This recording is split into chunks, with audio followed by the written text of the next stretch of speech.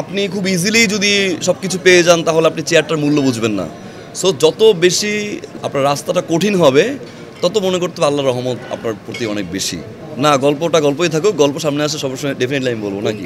আগে তো যখন আমি রেডিওতে ছিলাম তখন তো বার্থডেতে আমাকে পাওয়া যেত যে স্পেসিফিক একটা স্টেশন, এখানে বার্থডেতে আমি আসবো, সবাই এখানে ক্রাউড থাকতো।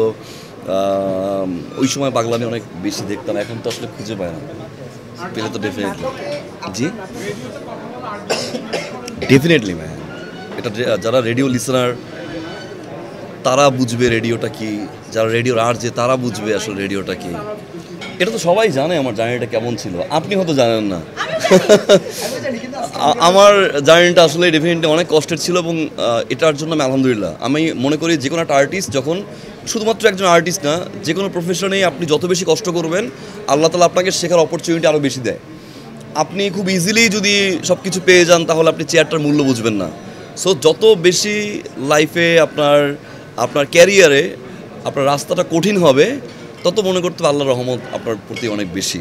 ভার্সাটাইল পারফরমেন্সে আসলে স্পেসিফিক কোনো ক্যারেক্টার নেই যে ক্যারেক্টারটা আসলে খুব এনজয় করি, সব ক্যারেক্টার এনজয় করতে হয়। সো প্রতিটা ক্যারেক্টার এনজয়টা ওই স্পেসিফিক যদি কোনো ক্যারেক্টার ভিতরে থেকে থাকে যে আসলে না এই ক্যারেক্টারই আমার ভালো লাগে, তখন বাকি ক্যারেক্টারগুলোতে পারফরমেন্স ঝামেলা হয়। সো ওইটা লালন করার চেষ্টাটা করি আর কি।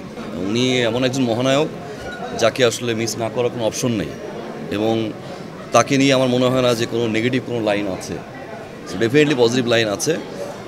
তার কাজ, একটা মানুষের কাজ যে বাঁচিয়ে রাখতে পারে, সেটা উনি সবচেয়ে বড় এক্সাম্পল আই থিঙ্ক।